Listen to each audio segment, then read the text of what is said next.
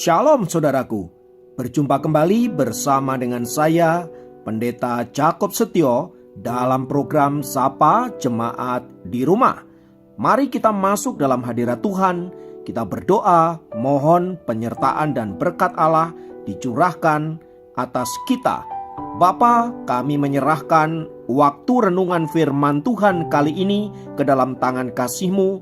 Mohon hikmat-Mu, mohon pencerahan daripadamu. Biarlah kami mengerti akan kehendak-Mu, supaya sepanjang hari ini menjadi hari yang diberkati, di mana kami boleh hidup seturut dengan kehendak-Mu. Berfirmanlah Tuhan, kami siap diberkati. Di dalam nama Yesus kami berdoa dan bersyukur kepadamu. Haleluya, amin. Firman Tuhan kali ini saya ambil dari Keluaran pasal yang ketiga ayat yang ke-7 dan 8. Saya ulangi, Keluaran pasal ketiga ayat yang ke-7 dan 8 berkata, "Dan Tuhan berfirman, Aku telah memperhatikan dengan sungguh kesengsaraan umatku di tanah Mesir, dan aku telah mendengar seruan mereka yang disebabkan oleh pengerah-pengerah mereka. Ya, aku mengetahui penderitaan mereka. Sebab itu aku telah turun untuk melepaskan mereka dari tangan orang Mesir, dan menuntun mereka keluar dari negeri itu ke suatu negeri yang baik dan luas, suatu negeri yang berlimpah-limpah susu dan madunya, ke tempat orang Kanaan, orang Het, orang Amori, orang Feris, orang Hewi, dan orang Yebus." Nah, saudara-saudara, kali ini saya ingin berbicara tentang dari Mesir menuju ke tanah Kanaan atau tanah perjanjian. Kisah keluarnya bangsa Israel dari tanah Mesir menuju ke tanah perjanjian atau tanah Kanaan yang memakan waktu selama kurang lebih 40 tahun berputar-putar di padang gurun dengan Musa sebagai pemimpin mereka sudah tidak asing tentunya bagi kita. Tetapi apakah kita mengetahui bahwa kisah keluarnya bangsa Israel dari tanah Mesir dan perjalanan panjang yang luar biasa itu merupakan gambaran kehidupan rohani kita, orang-orang percaya yang ada di dunia ini yang sedang berjalan menuju ke dalam kerajaan sorga. Untuk memahami hal ini saudara-saudara, saya ingin mengajak untuk merenungkan sejenak. Tanah Mesir terletak dekat sungai Nil yang terdiri dari dua bagian. Sebelah utara yang disebut Delta Nil atau Mesir Bawah, dan sebelah selatan disebut Mesir Atas. Tanah Mesir merupakan salah satu tempat peradaban manusia yang tertua dan menarik di permukaan bumi ini. Peradaban Mesir ditandai dengan banyaknya bangunan, patung pahatan, dan piramid-piramid yang termasuk dalam urutan pertama 7 keajaiban dunia. Kesuburan tanah di sepanjang pantai sungai Nil membuat tanah Mesir berlimpah dengan hasil pertanian yang luar biasa. Dengan adanya pembangunan kota, seni pahat patung, pertanian yang hasilnya berlimpah luas, aktivitas kehidupan keagamaan yang ditandai dengan penyembahan kepada dewa matahari atau Re, dewa seniman atau Ptah, dewa dunia kekekalan atau Osiris, dan istrinya dewa Isis sebagai dewi kesuburan, dan anak mereka Horus sebagai dewa terbitnya matahari dan dewa-dewa yang lainnya. Maka saudara-saudara, Mesir dapat dikatakan sebagai pusat peradaban yang luar biasa pada zaman itu, tak tertandingi oleh bangsa manapun di dunia ini. Itulah sebabnya saudaraku, Mesir seringkali ditafsirkan oleh para ahli kitab sebagai lambang dari dunia ini, di mana terjadi segala macam aktivitas manusia, termasuk perbuatan-perbuatan dosa yang keji di hadapan Tuhan. Oleh sebab itu saudara-saudara, tak berlebihan bila saya juga menggambarkan Mesir sebagai kehidupan duniawi. Semua dosa, semua kejahatan, semua kekejian ada di sana saudara-saudara. Dan yang menjadi pertanyaan adalah, mengapa bangsa Israel harus ada di Mesir? Pada awalnya saudaraku, Abraham dibawa oleh ayahnya Terah dari Ur Kasdim pindah ke Kanaan dalam Kejadian 11 ayat 31. Terah kemudian meninggal dalam perjalanan ke Haran. Sesuai dengan perintah Tuhan, Abraham meneruskan perjalanan ke Kanaan. Akhirnya ia menetap di tanah Negeb. Karena terjadi kelaparan yang hebat, maka Abraham pergi ke Mesir. Namun ia kembali lagi ke tanah Negeb di kemudian hari. Abraham memperanakkan Ishak dan kemudian Ishak memperanakkan Yakub. Pada zaman Yakub inilah kembali terjadi masa kelaparan yang hebat selama 7 tahun lamanya. Akhirnya keluarga Yakub pindah ke Mesir karena di Mesir ada Yusuf, yaitu anak Yakub yang dijual oleh saudara-saudara Yusuf. Dan ia sekarang telah menjadi penguasa yang sukses di tanah Mesir. Nah, di tanah Mesir inilah kemudian bangsa Israel menjadi bangsa yang besar, beranak pinak dan bertambah banyak. Dan dalam perjalanan berikutnya ketika Yusuf meninggal dan Raja Mesir yang baru yang tidak mengenal Yusuf memimpin Mesir, terjadilah penindasan besar-besaran atas bangsa Israel di tanah Mesir. Israel diperbudak sedemikian rupa oleh Mesir sehingga mereka tidak berdaya sama sekali. Hidup mereka merana, hidup mereka menderita, hidup mereka hancur, bahkan tidak punya pengharapan sama sekali. Dalam situasi yang demikian saudara-saudara,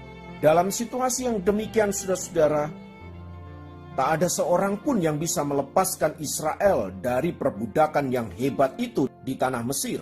Nah, saudara-saudara, tanpa kita sadari apa yang terjadi terhadap bangsa Israel yang diperbudak di tanah Mesir itu merupakan gambaran kehidupan kita sebagai manusia, di mana kita juga seringkali diperbudak oleh dunia ini. Kita diperbudak oleh berbagai-bagai hal. Kita diperbudak oleh keinginan-keinginan kita yang jahat.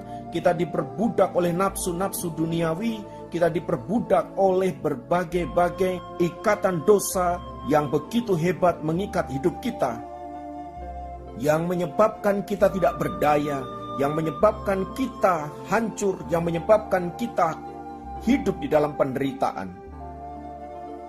Bahkan atas hal itu saudara-saudara, manusia tidak lagi punya harapan untuk dapat melepaskan diri mereka dari berbagai-bagai perbudakan duniawi atas hidup mereka. Semua itu terjadi karena apa? Karena kita diperbudak oleh dunia ini, saudara-saudara. Dalam kondisi yang demikian, saudaraku yang dikasihi Kristus, tidak ada solusi, tidak ada pertolongan, tidak ada jalan keluar, saudara. Namun bersyukur kita punya Allah yang mengasihi kita. Kita punya Allah yang mengingat penderitaan kita. Kita punya Allah yang tahu situasi yang kita hadapi. Itulah sebabnya kemudian Tuhan mengirimkan Musa kepada bangsa Israel agar mereka keluar dari tanah Mesir menuju tanah perjanjian. Tanah yang berlimpah dengan susu dan madu, tanah yang diberkati oleh Tuhan, gambaran kerajaan surga, gambaran kerajaan Allah yang kita nikmati di dalam Kristus Yesus. Pun demikian kita saat ini, saudaraku. Ketika kita ada di dalam penindasan dosa, penindasan kuasa kegelapan, dan berbagai-bagai ikatan duniawi, saudaraku, tidak ada yang bisa melepaskan kita. Namun kita punya Kristus yang mengasihi kita, yang karena kasih-Nya kemudian menyelamatkan hidup kita dari dosa-dosa, dari ikatan-ikatan kuasa dosa, menuju kehidupan yang merdeka, dan bahkan kita diberikan janji kehidupan yang kekal abadi di dalam kerajaan surga yang mulia. Sungguh kita adalah orang-orang yang beruntung di hadapan Allah.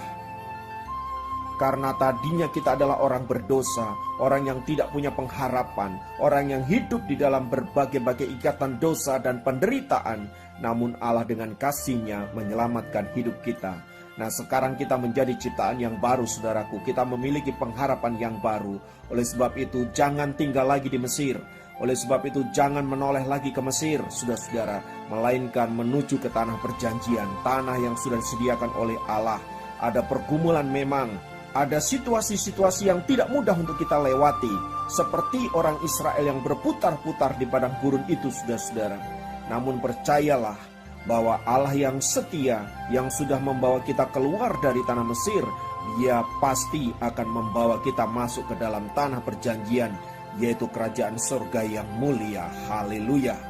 Oleh sebab itu, kuatkan dan teguhkan hatimu, karena tanah perjanjian menantimu di depan sana, yaitu tanah yang diberkati oleh Tuhan, tanah yang penuh dengan damai sejahtera dan sukacita. Itulah tempat saudara. Dan tempat itu hanya diberikan kepada mereka yang dengan setia dan menyelesaikannya dengan tetap percaya bahwa Kristus Yesus adalah Tuhan dan Juru Selamat kita. Puji Tuhan, haleluya saudaraku. Kita bersyukur karena Allah senantiasa menyertai kita. Tantangan memang banyak, pergumulan memang banyak, namun Tuhan berjanji untuk senantiasa menyertai kita agar kita sampai ke tanah perjanjian, yaitu surga mulia yang kekal abadi. Terpujilah nama Tuhan kekal selama-lamanya. Mari kita berdoa. Bapa, dalam nama Yesus kami naikkan pujian dan syukur karena kasih-Mu yang besar, sehingga Engkau memanggil kami dari tanah Mesir, dari kehidupan lama kami, menuju ke tanah Kanaan, tanah perjanjian, menuju kepada surga yang mulia, kerajaan Allah yang abadi. Oleh sebab itu Tuhan, tolonglah agar kami dapat melewati perjalanan yang panjang ini sampai kami masuk di dalam kerajaan surga yang Engkau sudah janjikan kepada setiap kami, orang-orang percaya yang mengasihi Engkau. Di dalam nama Yesus kami berdoa. Haleluya. Amin. Demikian program Sapa Jemaat kali ini. Sampai jumpa dalam program Sapa Jemaat yang lain. Tuhan Yesus memberkati.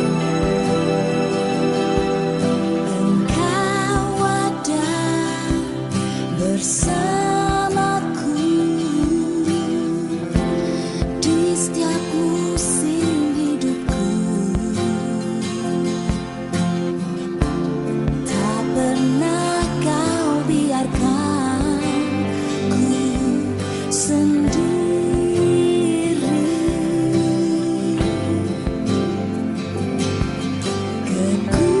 Kekuatan di jiwaku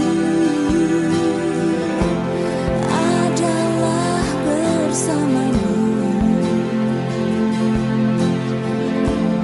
Tak pernah ku ragukan kasih-Mu. Angkat suara Bersama-Mu